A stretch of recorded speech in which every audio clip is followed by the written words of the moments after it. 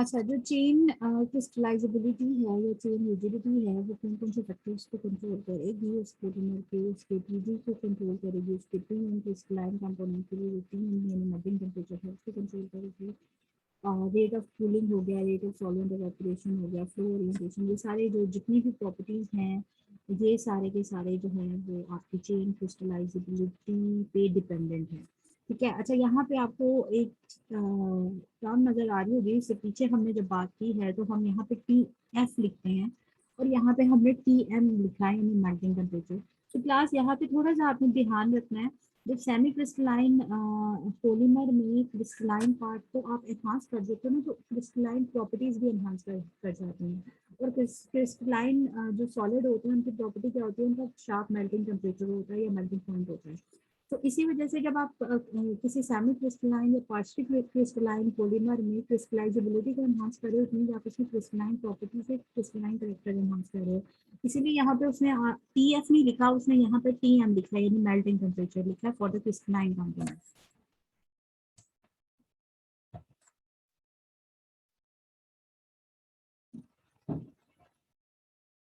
अच्छा, फिर उसके बाद के अगर आपने इलास्टोमेरिक मटेरियल आपके पास अवेलेबल है, उससे आपने फाइबर बनाना है, सॉलिड स्टेट फाइबर आपको चाहिए, तो उस इलास्टोमेरिक मटेरियल में आपने जो सेगमेंटल और मोलेकुलर मोबिलिटी है उसको आपने फॉरबिडन करना यानी खत्म करना या आपने उसको रिमूव करना है। सो आप तो साथ ही हमने भी बात की है कि हम 100% क्रिस्टलिनिटी जो है उसको अटेन नहीं कर सकते, वो डिफिकल्ट है। सो इतनी ज़्यादा जो भी पॉलीमर होगा उसमें क्रिस्टलाइन और अमार्फस कंपोनेंट दोनों प्रेजेंट होंगे और उन्हीं क्रिस्टलाइन और अमार्फस कंपोनेंट की रेशो वेरी करके या इसमें आप डिफरेंट स्ट्रक्चरल चेंज ला के आप क्रिस्टलाइजेबिलिटी को एनहांस कर सकते हो। सो क्रिस्टलाइजेबिलिटी जो है या फाइबर की फाइब्रस फॉर्म में बिहेव करने की जो टेंडेंसी है वो डिपेंडेंट है उसके सेगमेंटल और मोलेकुलर एबिलिटी के इनहिबिट होने पे। सो अगर आप जो है वो टीएम जो है, अगर आपका जो पॉलीमर है उस पॉलीमर का टीएम वैल्यू यानी मेल्टिंग टेम्परेचर जो है वो अगर हाई है तो इट मीन्स उसका जो क्रिस्टलाइन कंपोनेंट है उसकी mobility at the use temperature या at the room temperature possible नहीं है। तो अगर आप जो पॉलीमर यूज कर रहे हो फाइब्रस मटेरियल बनाने के लिए तो उस पॉलीमर की जो टीएम मेल्टिंग टेम्परेचर की वैल्यू है वो हाई होनी चाहिए यूज टेम्परेचर से, ताकि उसमें यूज टेम्परेचर पे सेगमेंटल या मोलेकुलर मोबिलिटी जो है एक्टिवेट ना हो, स्पेशली मोलेकुलर मोबिलिटी एक्टिवेट ना हो। तो अगर वो एक्टिवेट नहीं होगी तभी वो fibre as a fibre behave करेगा एट द सेट टेम्परेचर। इसी तरीके से अगर आपने अमार्फस कंपोनेंट की मोबिलिटी को जो है वो प्रिवेंट करना है तो आप टीजी को भी हायर रखो देन यूज टेम्परेचर। सो अगर टीजी जो है वो अगर आपका हायर होगा then use temperature, so it means आपका जो अमार्फस कंपोनेंट है उसकी मोबिलिटी भी जो है वो आपके यूज टेम्परेचर पे रिस्ट्रिक्टेड होगी। सो आप टीजी को भी हाई टेम्परेचर पे मूव करवा दो, टीएम को भी हाई टेम्परेचर पे मूव करवा दो, तो अब जो आपका रीजन है उस रीजन में आपकी सेगमेंटल और मोलेकुलर मोबिलिटी दोनों ही नहीं हो रही और उसी रीजन में आपका polymer as a fibre behave कर रहा है। तो यहाँ पे क्लास एक चीज आपको नजर आ रही है कि कोई भी पॉलीमर जो है वो फाइबर बिहेव करेगा, कोई पॉलीमर इलास्टिक बिहेव करेगा, कोई पॉलीमर या प्लास्टिक मटेरियल बिहेव करेगा या प्लास्टिक के फॉर्म में आप उसको यूज कर सकते हो या इलास्टोमर की फॉर्म में यूज कर सकते हो या उसको फाइबर्स फॉर्म में यूज कर सकते हो। तो ये डिपेंड करता है उसके स्ट्रक्चरल पैरामीटर्स पे। ठीक है। उन स्ट्रक्चरल पैरामीटर्स को आप कंट्रोल कर सकते हो, यानी एक इलास्टोमर को आप फाइबर में चेंज कर सकते हो, एक फाइबर को आप इलास्टोमर में चेंज कर सकते हो। कैसे? एक्सटर्नल मेथड को इंट्रोड्यूस, एक्सटर्नल प्लास्टिसाइजेशन वल्कनाइजेशन प्रोसेस के थ्रू, इंटरनल प्लास्टिसाइजेशन यानी एक इलास्टोमर को फाइबर में चेंज कर सकते हो या एक फाइबर को आप इलास्टोमर में चेंज कर सकते हो। क्यों? क्योंकि कुछ प्रॉपर्टीज जो जिन प्रॉपर्टीज में वो वेरी कर रहे हैं वो है सेगमेंटल मोबिलिटी। तो सेगमेंटल मोबिलिटी को रिस्ट्रिक्ट करके या उसको एनहांस करके आप पॉलीमर को फाइबर भी बना सकते हो, उसी पॉलीमर को आप इलास्टोमर भी बना सकते हो। ठीक है। बाय नेचर कुछ पॉलीमर जो है वो फाइब्रस फॉर्म में एग्जिस्ट करते हैं, बट यहाँ पे हम चूंकि सिंथेटिक पॉलीमर्स की बात कर रहे हैं तो सिंथेटिक पॉलीमर्स में अगर आपने उस पॉलीमर को फाइब्रस मटेरियल बनाने के लिए यूज करना है फाइबर की फॉर्म में, तो अगर तो वो नेचुरली उसमें प्रॉपर्टीज हैं फाइबर वाली तो आपको एफर्ट नहीं करनी पड़ेगी, वो फाइबर ही अच्छा बिहेव करेगा। बट अगर आप वो फाइब्रस नहीं करेक्टर रखता, वो क्रिस्टलाइजेबिलिटी नहीं रखता, तो आप उसमें क्रिस्टलाइजेबिलिटी इन्हांस कर सकते हो खुद से एफर्ट करके, ठीक है। तो अब फिर आप उसको फाइब्रस की तरफ लेके जा सकते हो। सिमिलरली एक मटेरियल अगर खुद ही जिसको इलास्टिक प्रॉपर्टीज बहुत अच्छा रखता है एक पॉलीमर, तो इट मीन्स आप उसको इलास्टोमर्स बनाने के लिए, इलास्टिक मटेरियल बनाने के लिए यूज कर सकते हो, फिनिश प्रोडक्ट बनाने के लिए। बट अगर आपने उसको इलास्टोमर के तौर पे यूज नहीं करना, आपने उसको प्लास्टिक के तौर पे या फाइबर की फॉर्म में यूज करना है, तो आपको उस पर वर्क करना पड़ेगा, आपको उस पर काम करना पड़ेगा। उसको टीजी या टीएम या टीएस को जो है वो आपको जो है वो वेरी करवाना पड़ेगा या उसको चेंज करना पड़ेगा। और ये कैसे आप चेंज कर सकते हो, फ्लेक्सिबिलिटी या रिजिडिटी को कंट्रोल करके। ठीक है, क्लियर हो गया क्लास? Yes ma'am. अच्छा, यहाँ पे ये लास्ट पॉइंट देख लो बस।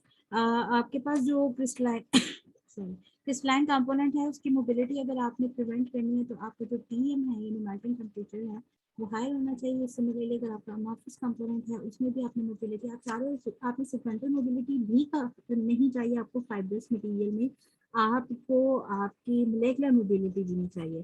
तो सेगमेंटल मोबिलिटी तो आपको पता है कि टीजी पे सेगमेंटल मोबिलिटी स्टार्ट हो जाती है और टीएम पे जाके मोलेकुलर मोबिलिटी एनहांस हो जाती है। तो टीजी को हाई कर दो ताकि जो टेम्परेचर है, जिस टेम्परेचर पे आप उसको यूज करें, उस टेम्परेचर पे उसकी सेगमेंटल मोबिलिटी ना हो। तो अगर वो आपका हाई हो जाएगा तो सेगमेंटल मोबिलिटी जो है वो आपकी नहीं होगी eight the use temperature. Similarly अगर आप मेल्टिंग टेम्परेचर को हाई कर दोगे तो उसकी ओवरऑल मोलेकुलर मोबिलिटी भी रिस्ट्रिक्ट हो जाएगी। ठीक है, फिर उसके बाद के आपका टीएम इतना भी हाई नहीं होना चाहिए कि आपने इसी मटेरियल को अगर प्रोसेस करना है, डिफरेंट शेप्स में कन्वर्ट करना है उस फाइब्रस मटेरियल को, तो वो थ्रू मेल्ट करके आप उस फाइब्रस मटेरियल को डिफरेंट शेप्स या डिफरेंट मोल्ड करते हो। तो मोल्डिंग जो है या प्रोसेसिंग जो है वो आपकी नहीं हो सकेगी अगर आप टीएम को बहुत ज़्यादा भी हाई कर देते हो। मतलब अगर एक फाइब्रस मटेरियल को आप डिफरेंट शेप या डिफरेंट पैटर्न में कन्वर्ट करना है, तो आप थ्रू मेल्टिंग कन्वर्ट करते हो उस फाइब्रस मटेरियल को। तो लेकिन अगर आप टीएम बहुत हाई कर दोगे तो वो आप उसको डिफरेंट शेप्स में, डिफरेंट पैटर्न्स में कन्वर्ट नहीं कर सकते। फिर इसी वजह से एक रेंज उसने दी है कि आपका जो टीजी और टीएम है उसकी रेंज इतनी होनी चाहिए कि वो 200 टू 300 डिग्री सेंटीग्रेड के इन बिटवीन लाई करता हो आपका टीजी भी और टीएम भी उस पॉलीमर के लिए जिसने as a fibrous material behave करना है।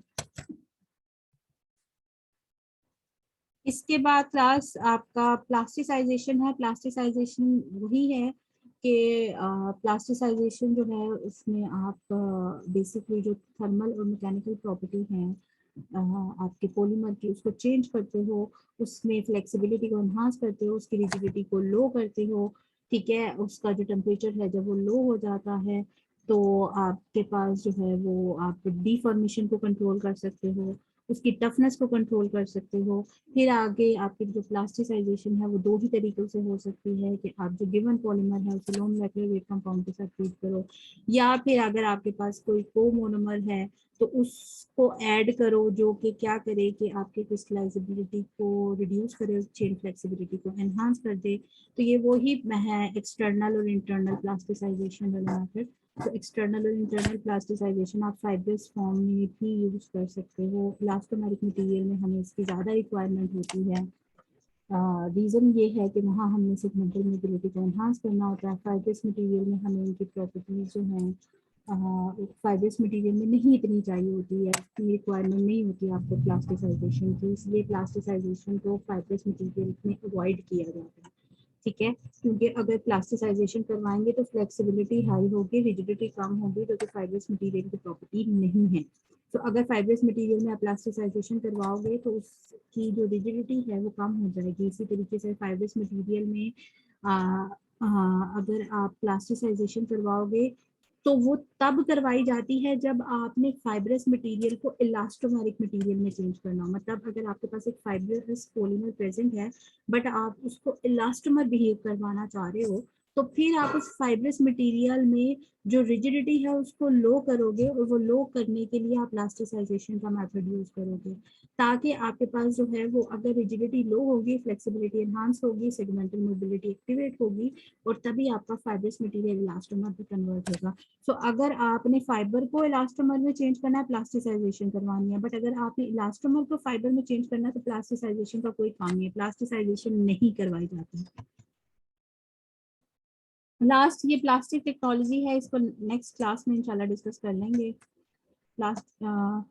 प्लास्टिक टेक्नोलॉजी में आपने प्लास्टिसाइजेशन की रिक्वायरमेंट है या नहीं है, या प्लास्टिक मटेरियल जो बनाए जाते हैं उनमें प्लास्टिसाइजेशन जो है वो की जाती है या नहीं की जाती, क्योंकि इलास्टोमर्स में तो हो गई, फाइब्रस मटेरियल को इलास्टोमर में कन्वर्ट करवाने के लिए प्लास्टिसाइजेशन भी यूज की जाती है, बट प्लास्टिक मटेरियल में प्लास्टिसाइजेशन का रोल है या नहीं है, तो इसको नेक्स्ट क्लास में देखेंगे। ठीक है, अभी तक क्लास कुछ ना समझ में आया तो पूछ लो।